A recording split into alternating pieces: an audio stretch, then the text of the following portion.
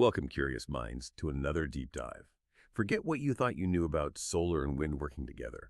What if a long-held assumption was completely wrong, and fixing it could dramatically cut costs and, well, supercharge our renewable energy future? Today, we're tearing down a major myth and diving deep into a pivotal piece of research. It's titled Evaluation of an On-Site Integrated Hybrid PV Wind Power Plant. This study is all about the technical opportunities and, frankly, surprising truths of bringing solar and wind together literally side by side. Get ready for insights that could redefine how we think about energy infrastructure. Okay, so the global push towards clean energy is undeniable. I mean, it's happening. We've seen countries like Germany, for instance, hitting over 36% of their total electricity demand from renewables way back in 2017. That's fantastic progress, really. But as we integrate more and more of these variable sources like solar and wind, we hit a bit of a wall. Their unpredictable nature. Exactly. That's the core challenge. Unlike, traditional power plants that give you a steady flow, solar and wind, they fluctuate. And this variability creates real problems for our transmission and distribution grids. To handle those occasional peak generations, the grid often has to be, well, heavily overdimensioned. That means huge investments for infrastructure that's actually underutilized most of the year. And this isn't just theory. This study points out that Germany, in 2017, actually had to curtail, that means produce but not use, about 2.7% of its total renewable electricity. And get this, a staggering 81% of that waste was onshore wind. Wow. So what does this actually mean for you, the end user listening right now? It means we're building expensive, underused infrastructure, and sometimes, like you said, even wasting clean energy. And while solutions like massive battery storage or converting excess electricity on-site sound really promising, this research highlights they're often just not economically attractive enough yet, not on a large scale. Which brings us to a crucial question this study really digs into.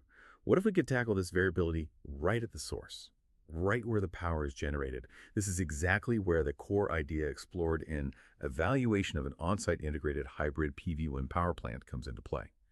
Designing a hybrid PV wind power plant integrated right there on the same site. It's not just putting them next to each other. It's more fundamental.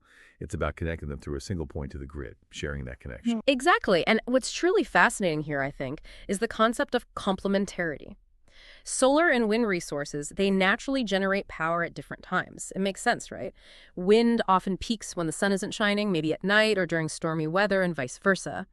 This study explains that this natural balance can significantly increase how much variable renewable energy our power system can handle, and potentially without needing lots of extra storage. It improves reliability, too, by drastically reducing those times of zero generation. And it smooths out the peaks, so the transmission grid experiences high generation less often. Okay, so instead of two separate plants, each demanding full, separate grid capacity, the combined plant offers a kind of self-smoothing effect. Is that right? That's a good way to put it. And this natural complementarity means that simultaneous maximum generation for both solar and wind at the same time, that only happens for a very limited amount of time each year. So this study aimed to actually quantify two really big things. How much could we potentially reduce the grid connection capacity needed?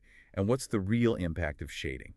That famous issue. Yes, it's a very pragmatic look at a really promising concept. Okay, let's talk about shading. For decades, the idea of these towering wind turbines casting shadows on, delicate solar panels, that's been a major hang-up for these kinds of hybrid projects. And it's genuinely one of the main concerns that has historically hampered faster deployment of these on-site integrated PV wind power plants.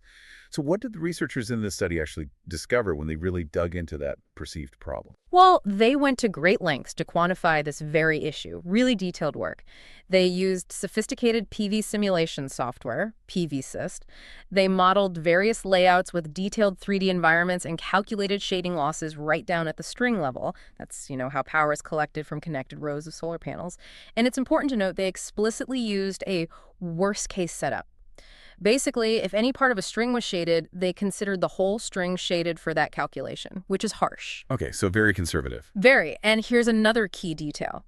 They acknowledge that PDSYST itself actually tends to overestimate losses caused by wind turbines, sometimes significantly, like over 40%, because, turbine shadows are often lighter, more diffuse, or might only hit a few panels far away, differently than the software assumes. So the results they present are essentially a worst-case scenario. Suggesting real-world losses could actually be even lower. That's the implication, yes. And the truly mind-blowing result, what did they find? They found that the PV yield loss due to wind turbine shading was Well, negligible. Negligible, really? Yes.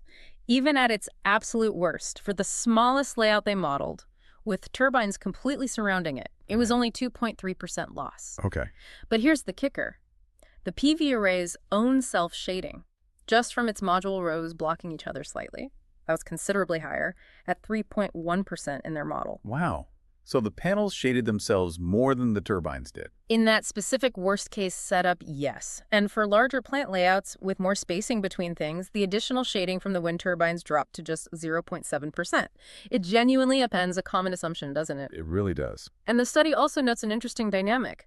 The higher the solar array's own self-shading losses are, the lower the additional losses from the wind turbines become. Which makes sense because the turbine shadows are then more likely to fall on modules that are already shaded by other PV racks anyway. Ah, I see. They even looked at orientation, finding that east-west layouts had slightly higher losses than north-south, but the difference was incredibly small, between 0.05% and 0.45%. Tiny. So what's the practical takeaway here? What does this mean? The concern about wind turbines significantly reducing solar output through shading, at least based on this study's rigorous worst-case analysis. It appears to be largely unfounded. That's what the data strongly suggests. That's a huge hurdle removed from the path of these hybrid plants. Yeah. It means we can largely stop worrying about this particular problem, maybe, and focus on the actual benefits. Exactly. Okay, so with the shading myth largely debunked, the study then pivots. It uncovers the true superpower of these hybrid plants. If shading isn't the big problem, then what is the major benefit this study highlights for these on-site hybrid plants? The main advantage, and it's a big one, is a significant reduction in the required grid connection capacity. And that's thanks to that solar-wind complementarity we discussed earlier, that natural balancing act. This study analyzed the frequency distribution of power output, basically how often the plant generates different levels of power.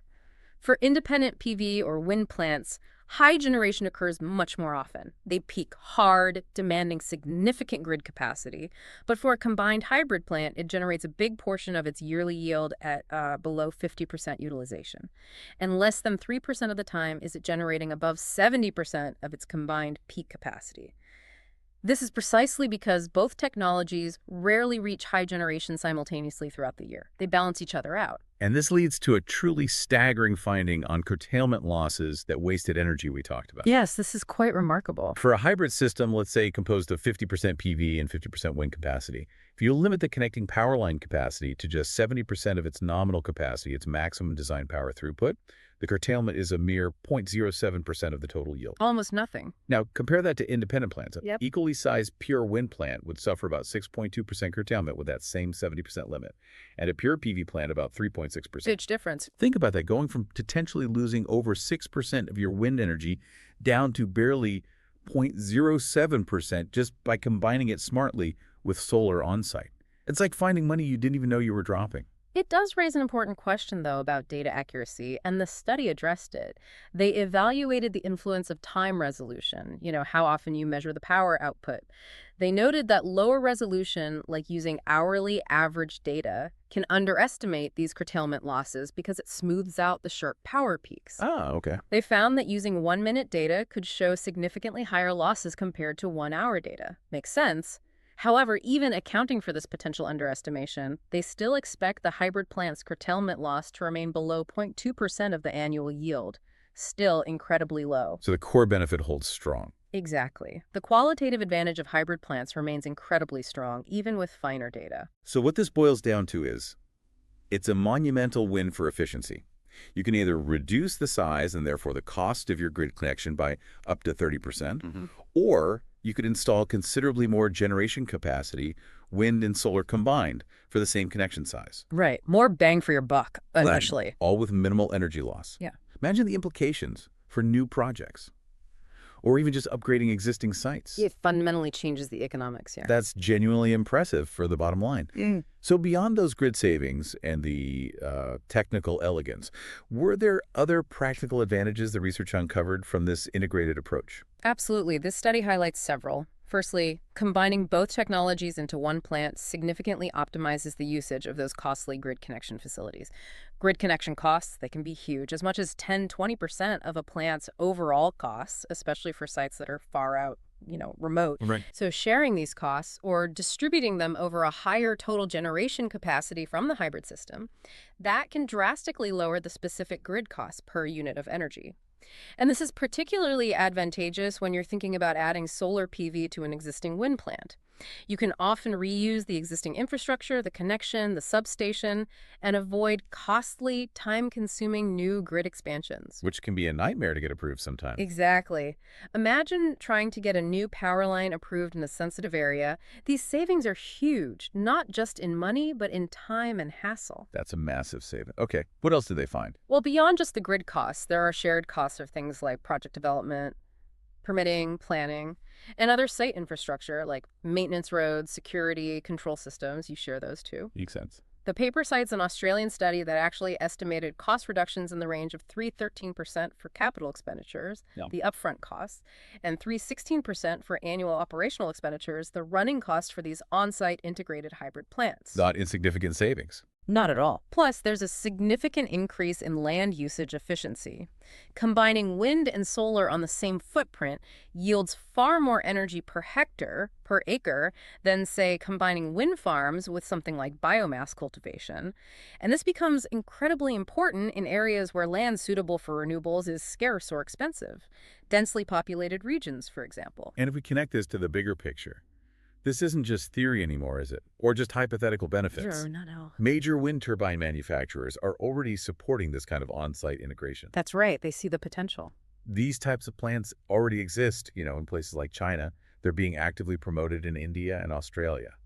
And we even saw a new battery-integrated hybrid PV wind plant built in South Korea back in 2020. Yes, the momentum is building. So this study provides crucial, data-driven validation to support what is clearly a growing global trend. It's happening now. It really does. It gives solid numbers to back up the concept. So this deep dive into evaluation of an on-site integrated hybrid PV wind power plant, it's shown us a truly compelling vision for renewable energy.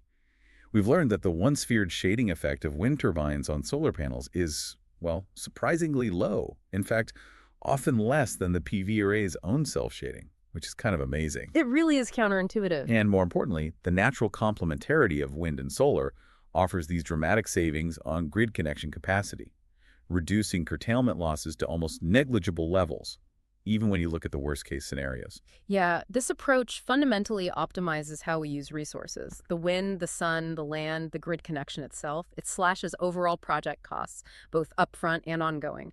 And it offers a smart, elegant solution to grid congestion, which is a growing problem in many areas. It's just a powerful argument for designing new hybrid plants from scratch, and also for efficiently upgrading existing wind or solar farms, especially, as we said, in areas with limited land or already strained grid infrastructure. So for you, the learner listening today, here's a final thought to maybe ponder. Given the robust evidence from evaluation of an on-site integrated hybrid PV wind power plant, evidence that really debunks those long-held shading concerns and highlights these massive grid efficiencies, could the widespread adoption of on-site integrated hybrid PV wind power plants actually be the most overlooked yet perhaps critical pathway to accelerate our global energy transition? Proving that sometimes two technologies truly are better and definitely smarter together. Thank you for joining us on this deep dive.